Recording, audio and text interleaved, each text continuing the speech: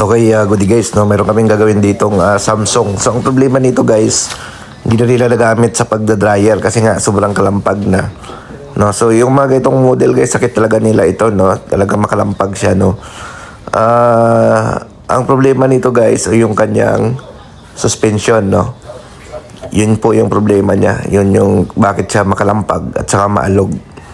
Kapag ginagamit nila guys, nagdi-drain or pagsimula pa lang guys, sobrang kalampagan na, no? So, ang gagawin namin dito guys, papalitan namin to ng suspension rod, no? Kasi nga, makalampag na siya. So, ang sukat ng suspension nito guys is nasa 62.5, no? Yung mga itong brand or itong model. Ito po ay 10 kg, no?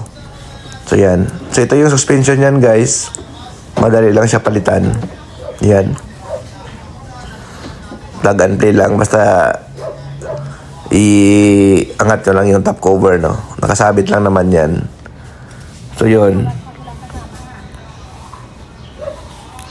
So, usual na problema ito, guys, no? Laging problema ito sa mga sa washing machine sa Samsung, lalo na kapag na-overload nyo ito, no?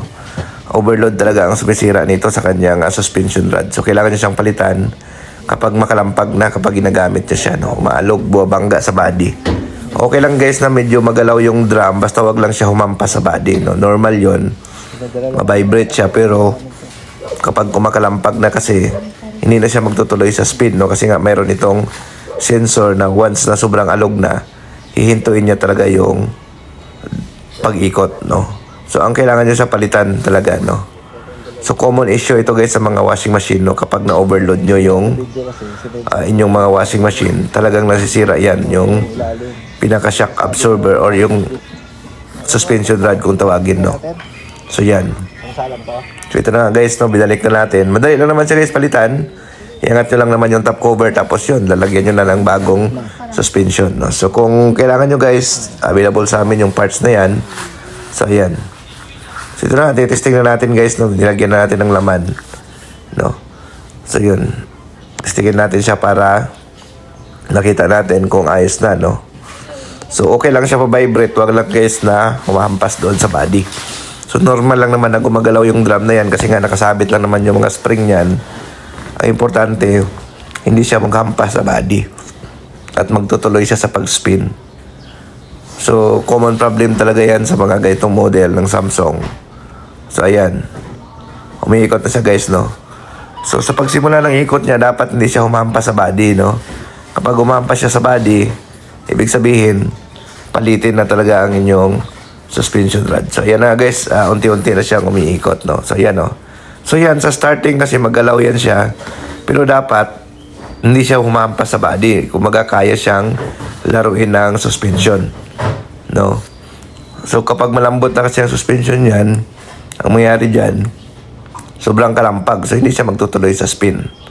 So, ayan. So, antayin na natin siya mag-spin, guys, ng malakas, no? So, dapat ganun siya, no? Pag umiikot siya, hindi siya dapat tumatama sa body. So, yun.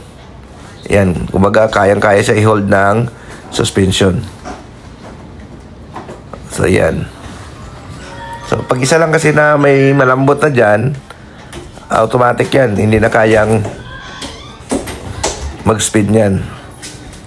Hihinto na yan kapag may isang suspension dyan na malambot. So, ang pagpalit niyan guys, isang set dapat. So, yan. Tayo natin bumirit. Ayan, bumirit na siya guys. So, yan. So, okay na siya, no? Hindi na siya umahampas sa body. So kasi ito guys, pag pagsira ang suspension nito, parang mawasak yung washing machine kapag umiikot. So yun, no? So iwasan nyo lang i-overload ang inyong mga washing machine para hindi siya kumalampag. Okay? Thank you.